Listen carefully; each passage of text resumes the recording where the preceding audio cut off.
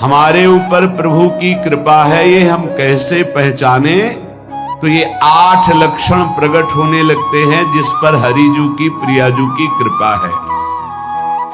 पहला, घोर अपराध करने वाले के प्रति भी दया की भावना, शांति पहला लक्षण है। भाव में भी पहले शांत भाव है। हमारे ऊपर श्री हरिजू की कृपा है, इसकी पहचान ये 8 लक्षण। पहला, शांति, अर्थात घोर अपराधी के प्रति भी गुस्सा ना क्षमा करना, ये हरि की कृपा का लक्षण है। देख लो भाई, घोर अपराधी शब्द तो जाने दो, जरा सा प्रतिकूल हो जाए तो लाख समझाओ पर भ्रकुटी तनी रहती है। भला ऐसा है? अपराधी पर भी क्षमा का भाव होना, ये हरि कृपा पात्र में ही होगा, अन्य में नहीं। तो अगर अपने हृदय में ऐसा लगे कि ऐसा नहीं है तो हरिजू से प्रार्थना करनी चाहिए कि कृपा करो मेरे में सामर्थ्य आवे। दूसरा, अनुसूया, वो किसी भी के प्रति कभी भी कोई दोष दर्शन ही नहीं करेगा। दोष कथन, दोष श्रवण की तो बात जाने दो। अनुसूया, दूसरों के गुणों में दोष ढूंढना ये नहीं होता, हरि कृपा पात्र में नहीं होता। ये सब भजन के नाश करने वाले, जैसे पहला अपराधी पर क्रोध कर देना, तो माया ने भेजा इसीलिए था कि तुम्हारे साथ व्यवहार ऐसा करे कि तुम क्रोध करो, क्रोध करोगे तुम्हारी ऊर्जा शक्ति नष्ट हो जाएगी, अध्यात्म में जो चलने की थी। और कहीं तुमने संकल्प कर लिया तो भजन शक्ति नष्ट हो जाएगी। तो अगर भजन बल है तो गया, जरूर उसको दंड मिलेगा, पक्का मिलेगा, 100% मिलेगा, लेकिन आप खाली हो गए। ना भजन करने की वृत्ति रहेगी और ना भजन रहेगा, दोनों बात।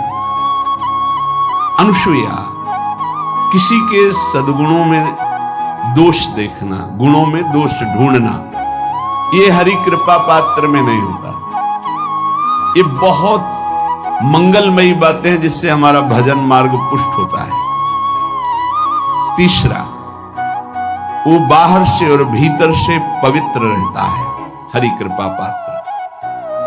शौचाचार का ज्ञान होना चाहिए, वस्त्र आपके पवित्र होने चाहिए, ये बाहरी जल रज आदि के द्वारा बाहरी पवित्रता, और निष्कपटता, निश्चलता, सत्य भाव, ये अंदर की पवित्रता है।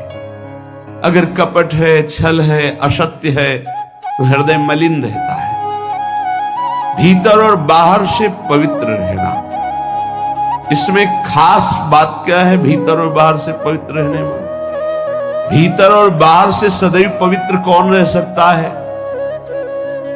तो बोले जो पुंडरीकाक्ष भगवान श्री हरि का प्रियाजू का स्मरण करता रहता है, वो शवायाभ्यंतर शुचि, वो बाह्य और अभ्यंतर दोनों से पावन रहता है। तीसरी जो कृपा का लक्षण है, अर्थात वो सदैव भगवत चिंतन परायण, शौचाचार का पालन करने वाला, बाहर और भीतर से हरि कृपा पात्र पवित्र रहता है।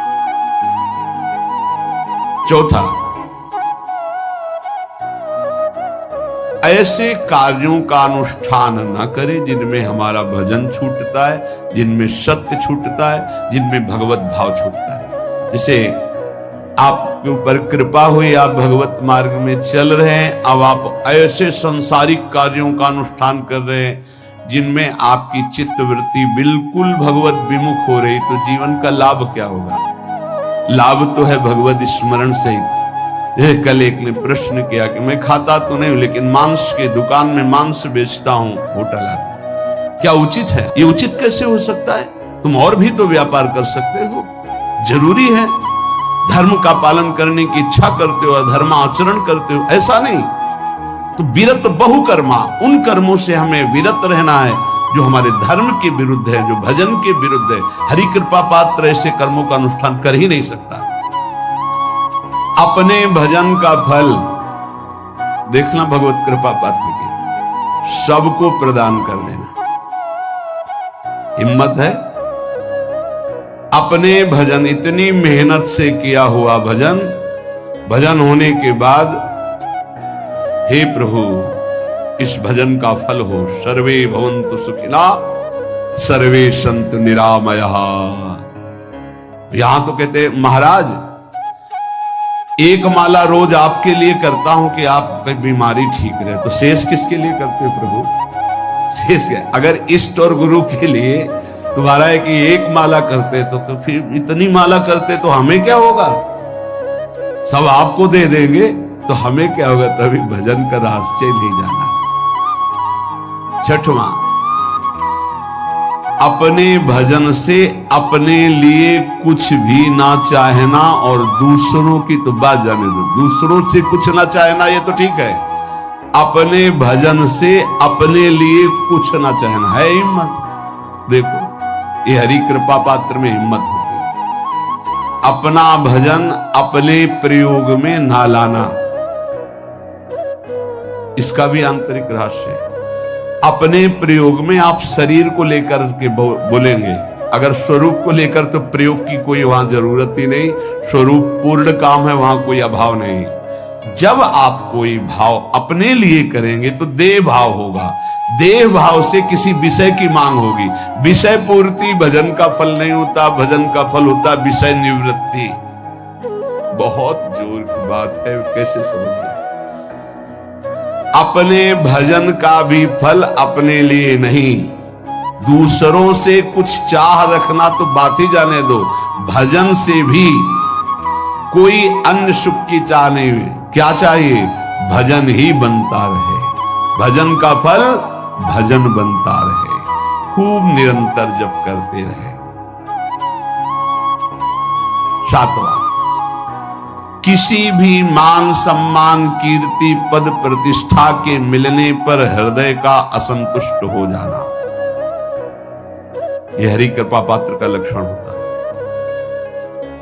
प्रणाम नमस्कार जय हो तो हृदय में असंतुष्ट हो जाना चाहिए, कोई किंचन मात्र अभिमान न उदय हो जाए। प्रभु बचाओ, ये माया की चकाचौंध से बचा लो नाथ। कौन सा अपराध बन गया कि आपकी जय की जगह यहां हमको ऐसा सुनना पड़े। मान प्रतिष्ठा कीर्ति जिसके लिए बड़े बड़े लालायित रहते, हरि कृपा पात्र को विष की तरह चुभती है। और आठवां, किसी भी प्राणी समुदाय से संबंध ना रखते हुए सब पर दया की भावना, सब पर कृपा की भावना, सब पर करुणा मैत्री पर किसी से ममता नहीं। ये सूत्र बहुत व्यवहार में प्रयोग करने योग्य है। सबसे करुणा और मैत्री पर किसी से ममता नहीं। करुणा तो करी भरत जी ने, मैत्री भी की मृग से, पर ममता रहित नहीं रहे। ममता कर ली तो अगला जन्म हिरण का हो गया। ममता नहीं रखी, निर्ममो निरहंकारा। करुणा मैत्री तो करनी है, जैसे इसमें आदेश है, गीता में जी आदेश है, अद्वेष्टा सर्वभूतान मैत्रः करुणैव च, पर निर्ममो निरहंकारा, ये साधक की चतुरता है। प्राणी मात्र पर दया कृपा करुणा मैत्री, पर ममता नहीं। ममता किसी से, और यहां करुणा मैत्री ये तो गायब हो गई, केवल ममता रह गई है। अपने शरीर से ममता, शरीर संबंधियों से ममता, विषय भोगों से ममता, यही जहर है। संबंध में ये ममता ही जहर है, विचारों में अहंकार जहर है, कर्मों में ये आसक्ति जहर है। इसी जहर को मिटा दे तो जीवन मुक्त महापुरुष कर्म करते हुए, विषय सेवन करते हुए, वार्ता करते हुए, विचार करते हुए, बिल्कुल जहर रहित उसका जीवन हो गया। तो ये 8 बातें हरि कृपा पात्र में होती, इनको बार बार सुनना, हृदय में धारण करना।